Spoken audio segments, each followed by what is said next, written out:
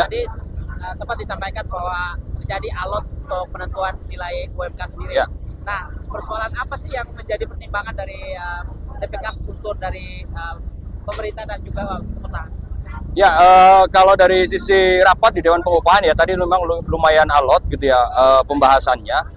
Yang pertama kalau dari sisi pemerintah sebenarnya dari awal sih clear gitu ya terkait dengan Permenaker nomor 16 tahun 2024 yang menyatakan kenaikannya sebesar 6,5%. Nah, kemudian dari sisi Apindo itu yang membuat dari Apindo itu keberatan. Nilai 6,5% itu dianggap terlalu besar gitu ya untuk kondisi saat ini gitu. Sehingga awal ya Apindo sangat keberatan dengan itu. Nah, yang selanjutnya adalah dari kita dari Serikat Pekerja.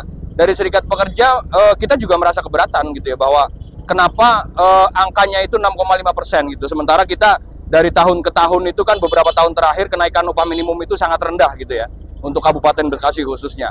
Sehingga kami melihat dari sisi Permenaker nomor 16 gitu ya 2024 itu ada peluang sebenarnya bukan hanya bicara tentang 6,5% gitu ya.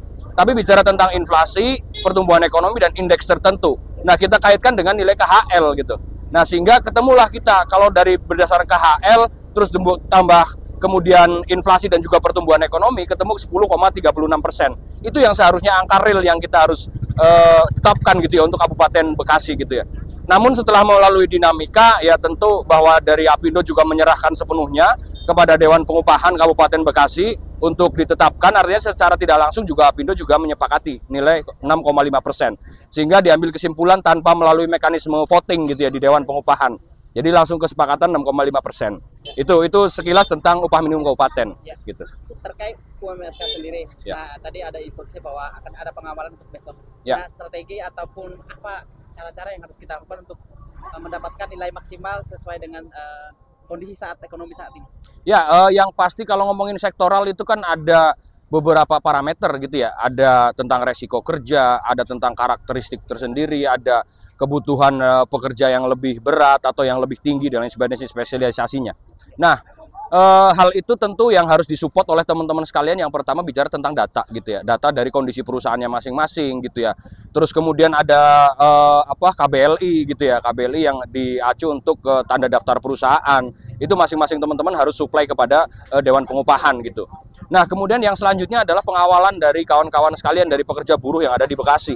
Itu menjadi sangat penting. Karena apa? Itu akan menunjukkan bahwa bukan hanya Dewan Pengupahan yang ada di dalam yang butuh tentang kenaikan upah atau upah sektoral yang lebih tinggi gitu.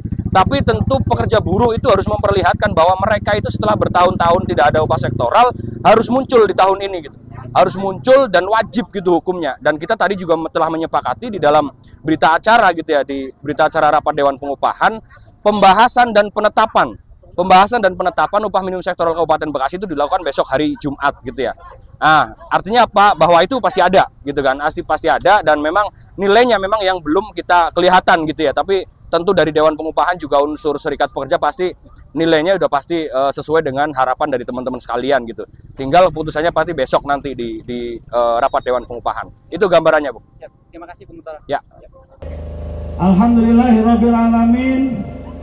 Allahumma sholli ala sayyidina Muhammad wa ala ali sayyidina Muhammad.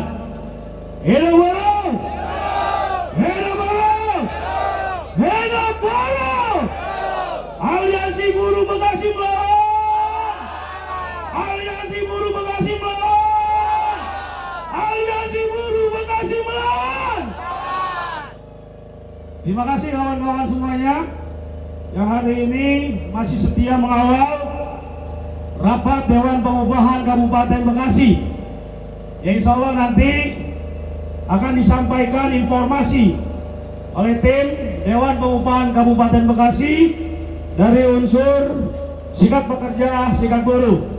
Aplaus buat kawan-kawan Dewan Pengupahan Kabupaten Bekasi. Harus kenal ya satu-satu ya, biar doanya nyampe.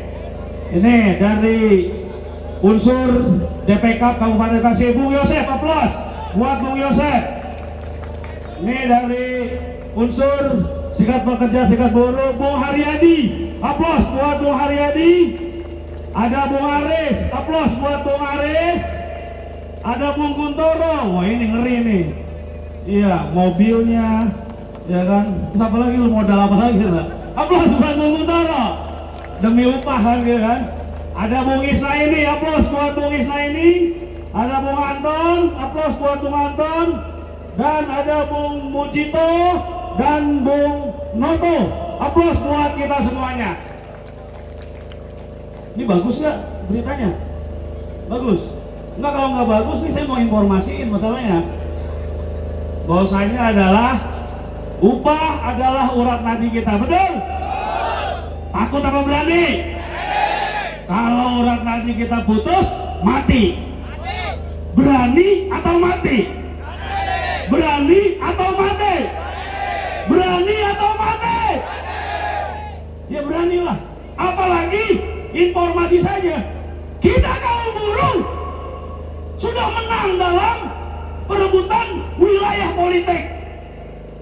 Jadi kamu jangan ada lagi rasa takut di wilayah Kabupaten Bekasi. Jadi kamu jangan ada lagi rasa takut untuk menuntut hak dan kepentingan kita tentang kesejahteraan bagi kaum buruh Kabupaten Bekasi. Berani atau takut? Berani atau takut? Hai Disnaker, udah voting aja, menangin apa keinginan kaum buruh. Apindo mah nggak usah diajak-ajak. Kalau voting kan tentang suara terbanyak, betul? Kalau takut, Disnaker, pemerintah tidak bersama kita. Guntoro catat. Entah Guntoro yang catat. Udah menang bro.